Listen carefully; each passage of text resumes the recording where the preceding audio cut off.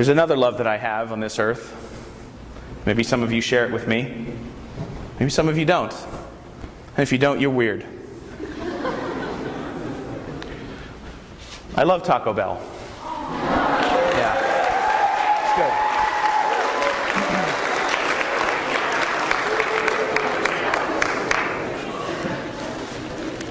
I just bought this. I got here an hour and a half early, then I drove over to some other town, 600 miles to get this. This is the best taco ever. This is, yeah, don't spoil it, whoever you are.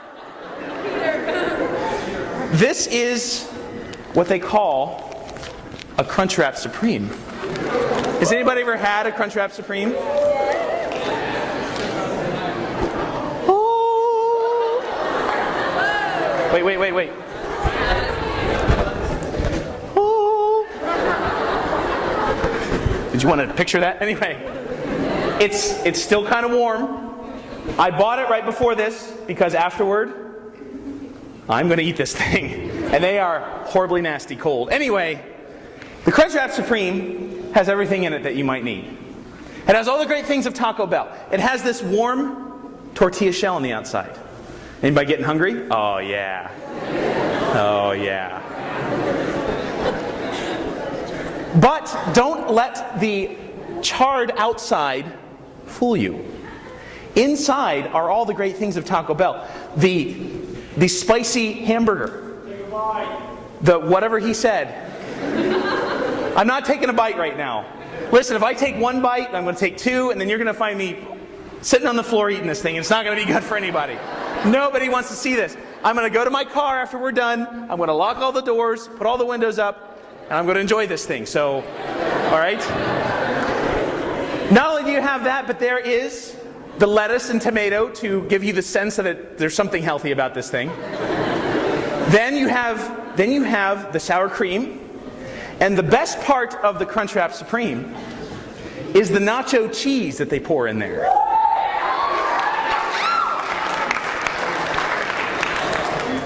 Woo indeed, my friends. Woo indeed. The best part of the Crunchwrap Supreme is that as you eat it, all the nacho cheese goes down to the bottom, so that your last bite, entirely nacho cheese. I've tasted heaven. It's very similar to this. So, it's all the good things of Taco Bell. Right? And that's what's great about this thing. And I don't eat them very much anymore because imagine what would happen if you ate this every day. Yeah, see, now it's not so good anymore, is it? And you know what happens when you eat it every day for a week? Well, I happen to know, all right? So you can put your gavels away, Judge Judy, all right? And what it does is it makes your clothes not fit right. And the second thing it does is it gives you incredible heartburn. Your heart really burns. It's like burning. It's like you just want anything to stop the burning.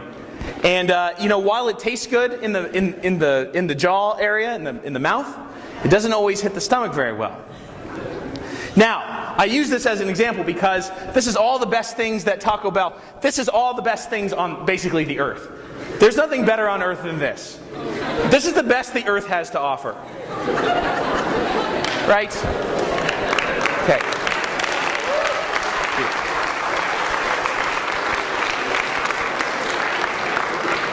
But you see, Jesus comes and he offers us something better. He offers us something better than any earthly food could ever be, and that is the Eucharist. And much like the Taco Bell, its appearances are deceiving. It doesn't look like much. It doesn't taste like much. But there's something to it, isn't there? And you see, if you eat the Eucharist every day, you won't get sick like you eat this earthly food every day. If you eat the Eucharist every day, your heart will burn, but not because of grease and fat and whatever else they put in that thing. Your hearts will burn for love. Oh, isn't that great? I'm going to say that again and everybody go, ooh. You go ooh on this side. You go ah on this side. Ready? Your heart will not burn because of grease or salt or whatever they put in there. Your hearts will burn through the Eucharist because of love. Wait for it.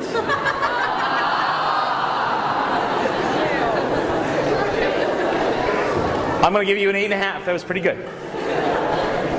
You see, that's the difference between the Eucharist and earthly food. Is you see, when we sin and we're in the dark and we push that big red button, we're looking for anything that will make us feel better. We're looking for anything that will satisfy us, that bring us to the light, that makes us feel anything. And yet none of it is good. None of it is good enough.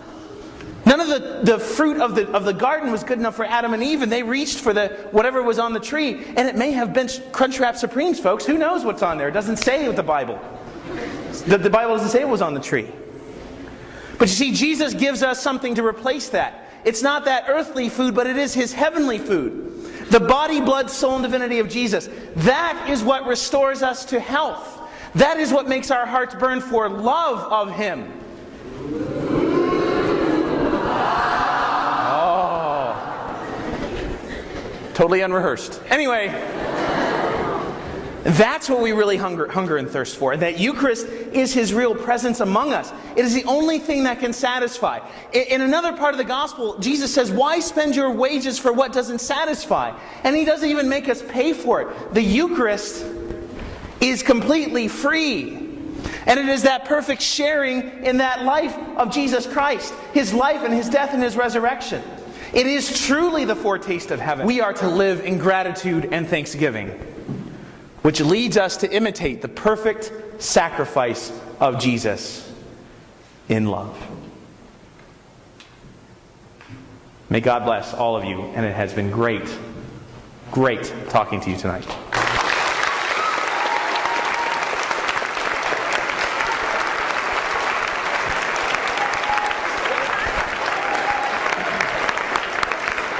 There you are.